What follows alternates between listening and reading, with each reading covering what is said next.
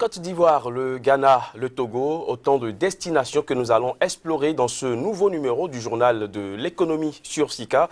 Mesdames, Messieurs, merci de prendre une fois encore le rendez-vous. Voici tout de suite le sommaire. Le Ghana veut atteindre une production annuelle de 1,5 million de tonnes de cacao, un défi que se lancent les autorités du pays qui espèrent y arriver grâce à la mise en place de certaines mesures.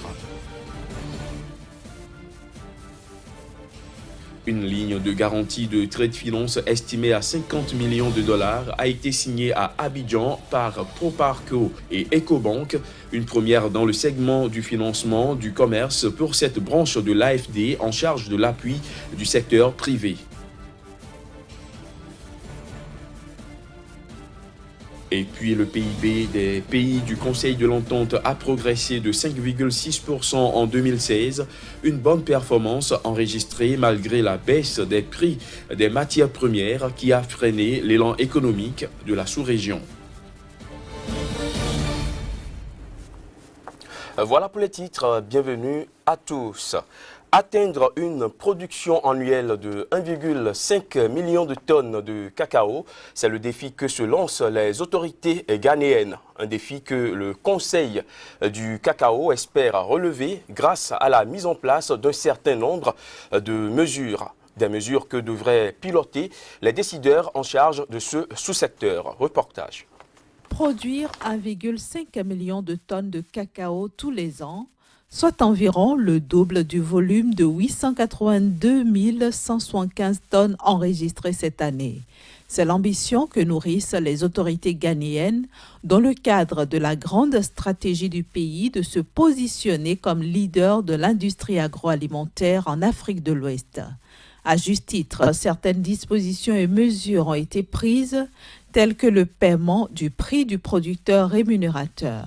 À cela, il faut ajouter la mise en place d'un programme de subvention visant à promouvoir l'utilisation des engrais pour stimuler le rendement des cultures et le renforcement de la sécurité des frontières pour éviter toute sortie illégale du cacao ghanéen.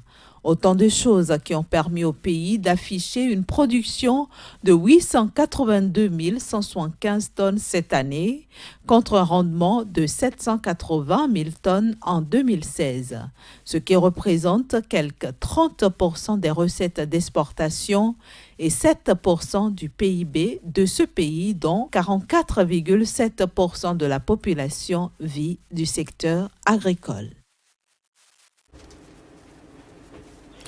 En Côte d'Ivoire, la quantité totale de fèves de cacao broyées en 2016-2017 s'est établie à 389 000 tonnes à la fin du mois de juin 2017, soit une hausse de 13,8% par rapport aux résultats enregistrés un an plus tôt. Il s'agit des chiffres du groupement professionnel des exportateurs de café et de cacao, GPS.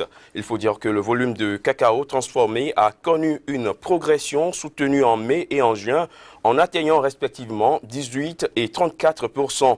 En 2015-2016, c'est-à-dire la saison précédente, la Côte d'Ivoire, dotée d'une capacité annuelle de broyage de 712 000 tonnes de cacao, n'a transformé que 492 000 tonnes de fèves, soit au total 32% de sa production.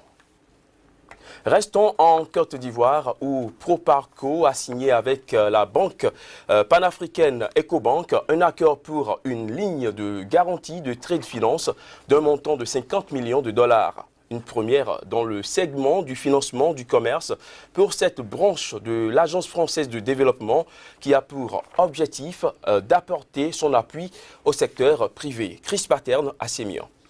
La filiale de l'Agence française de développement, AFD, dédiée au financement du secteur privé Proparco, et le groupe bancaire panafricain Ecobank ont signé à Abidjan une ligne de garantie de Trade Finance d'un montant de 50 millions de dollars. Et cette garantie permettra de soutenir les échanges commerciaux entre les pays africains et européens en augmentant la capacité de financement d'opérations d'import-export de 4 filiales d'Ecobank en Afrique de l'Ouest, au Burkina Faso, en Côte d'Ivoire, en Guinée et au Mali. Je tiens à signaler que c'est une première que nous réalisons pour Proparco. Et c'est en cela qu'il s'agit d'une expérience pilote car nouvelle pour Proparco. Profitant de leur séjour à Bigan, les dirigeants de Proparco ont rencontré plusieurs acteurs du secteur privé ivoirien actifs dans l'agro-industrie, la distribution, l'immobilier, le bâtiment et les travaux publics et les services financiers. Proparco est présente en Côte d'Ivoire et au Sénégal depuis sa création en 1977. Parmi les récentes opérations en Côte d'Ivoire figurent des interventions dans les infrastructures aéroportuaires et énergétiques, aéroport international de Bigan, centrale thermique d'Azito et Cyprel, dans le secteur du ciment, l'agro-industrie, mais également dans le secteur bancaire. Selon les statistiques rendues publiques vendredi dernier à Lomé lors de la 11e réunion ordinaire des ministres des Affaires étrangères du Conseil de l'Entente, le produit intérieur brut des pays membres de cette organisation a progressé de 5,6% en 2016. Une bonne performance enregistrée malgré la baisse des prix des matières premières qui a freiné l'élan économique de la sous-région. Voici les images. Le produit intérieur brut des pays membres du Conseil de l'Entente a progressé de 5,6% en 2016. Il s'agit d'un chiffre rendu public en marge de la 11e réunion ordinaire du Conseil des ministres des Affaires étrangères des pays de l'organisation qui s'est tenue le 14 juillet dernier à Lomé. Cette progression de l'activité économique a été enregistrée en dépit de la baisse des prix des matières premières qui a entraîné un recul global dans la sous-région. L'inflation durant la même période a été maintenue à 0,16% en moyenne dans l'espace Conseil de l'Entente grâce à la politique de convergence des États qui sont tous membres de la Banque centrale des États de l'Afrique de l'Ouest. Malgré cette performance, le Conseil de l'Entente se classe derrière l'Union économique et monétaire ouest-africaine UEMOA qui, elle, a progressé de plus de 6% au produit intérieur brut en 2016. Il faut dire que l'UEMOA, qui compte 8 États, est d'abord constitué des 5 pays du Conseil de l'Entente, le Bénin, le Niger, le Burkina Faso, la Côte d'Ivoire et le Togo, auxquels s'ajoutent le Sénégal, le Mali et la Guinée-Bissau. L'économie africaine est en train de changer de moteur. Après les matières premières, c'est l'essor de la classe moyenne et la révolution numérique qui vont booster le continent. Quels sont alors ces secteurs d'avenir en Afrique qui feront les millionnaires de demain? On en parle juste après cette courte pause.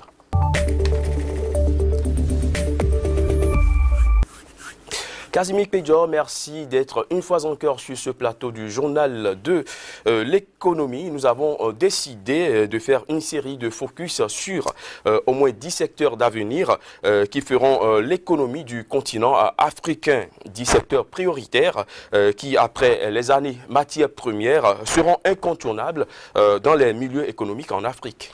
Bien sûr, Crépi, durant donc 10 émissions, nous aurons le temps donc de décortiquer l'un après l'autre ces différents secteurs-là pour voir un peu ce que le continent pourrait y gagner. Déjà, on nous annonce que depuis 2000, il y a de ces secteurs prioritaires aujourd'hui qui permettent à la jeunesse, aux jeunes entrepreneurs de se ranger parmi sur la liste donc, des millionnaires. Et donc, nous allons y voir un peu ce qu'il faut. De quel secteur il est concrètement question? Alors, il faut déjà dire qu'il y a le secteur de l'énergie qui vient en pole position. Après l'énergie, nous avons l'agro-business, l'agro-énergie, l'agro-industrie qui constitue aujourd'hui un pôle de développement. Il n'en serait pas moins car le secteur de l'agriculture aujourd'hui représente quand même un poids pour le continent. Il y a également le secteur des start-up qui réunit ici donc le secteur de l'énergie numérique, à savoir les GSM, à savoir tout ce que la jeunesse fait aujourd'hui pour impacter. Vous parlez de l'économie numérique. De l'économie numérique, bien sûr, Crépi. Et donc voilà un peu, de façon ramassée, les secteurs qui vont propulser l'économie donc du continent, l'économie de cette jeunesse-là sur l'échiquier donc national, à travers donc les investissements directs et également à travers la création de richesses. Alors aujourd'hui, nous allons nous intéresser au secteur de l'énergie, plus précisément de l'énergie solaire. Alors c'est ce qui a été donc défini pour les 10 prochaines années. L'énergie solaire sera le premier pôle donc de développement, notamment dans les pays comme l'Afrique du Nord, où déjà le Maroc et l'Égypte ont donné le top l'Égypte avec la création donc de ce centre-là, Ouarzazate, qui aujourd'hui représente un pôle de développement pour ce pays-là. Il faut dire que le soleil est disponibles aujourd'hui en abondance sur le continent. Environ les 54 pays sont arrosés en moyenne par 10 heures d'énergie par jour et le potentiel ici représente un atout économique pour le continent. Alors, investir dans ce secteur aujourd'hui est une priorité pour nombre d'États qui ont compris que l'énergie renouvelable pourra compenser ce que l'énergie classique, à savoir l'énergie fossile, n'a pas pu apporter pour le continent. Et beaucoup de pays cherchent le financement, cherchent les partenariats publics-privés au niveau du vieux continent, je vais parler de l'Europe, au niveau de l'Amérique et surtout au niveau de l'Asie pour pouvoir installer des centrales au niveau du continent. Alors quel est aujourd'hui le potentiel économique de l'énergie solaire en Afrique? Alors si nos États, selon les statistiques, si nos États arrivaient à exploiter cette source non tarissable, on pourra compenser à 33,3% le manque d'énergie sur le continent. C'est-à-dire, lorsque des pays, par exemple, comme la Côte d'Ivoire, pourraient installer des centrales solaires, c'est que la dépendance en énergie renouvelable va couvrir les charges totale actuelle de ce pays-là et ceci pourrait permettre à l'industrie de mieux se porter. Ceci pourra permettre aux produits issus de l'industrie de concurrencer ce qui nous vient directement de l'Europe et nous pourrons réduire les importations de 10% selon les statistiques d'ici 2021. Donc vous comprenez que c'est un secteur qui est aujourd'hui pourvoyeur de richesse et qu'il faille s'y intéresser. Secteur pourvoyeur de richesse et d'emploi, mais pourquoi beaucoup de pays africains tardent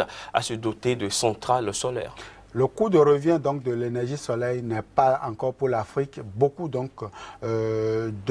d'investisseurs craignent venir investir parce qu'ils n'arriveront pas à amortir le coût de leurs investissements avant que les appareils n'arrivent à échéance et beaucoup d'investisseurs sont réticents. Les gouvernants doivent aller trouver aujourd'hui le mécanisme sur les autres continents pouvant permettre de réduire le coût de la production des panneaux voltaïques et également des autres matériels tels que les batteries, tels que aussi d'autres infrastructures qui entrent en ligne de compte. Donc il n'est pas encore aisé pour nos pays, surtout les pays de l'Afrique subsaharienne, de pouvoir se doter de cette technologie-là. Il faut dire que les pays qui réussissent comme l'Égypte, c'est quand même des pays qui ont un PIB supérieur à ce que nous avons par ici. Et donc, il va falloir travailler pour trouver des investisseurs. Alors, malgré le coût, il y a certains pays qui ont quand même fait l'expérience du côté de l'Afrique subsaharienne.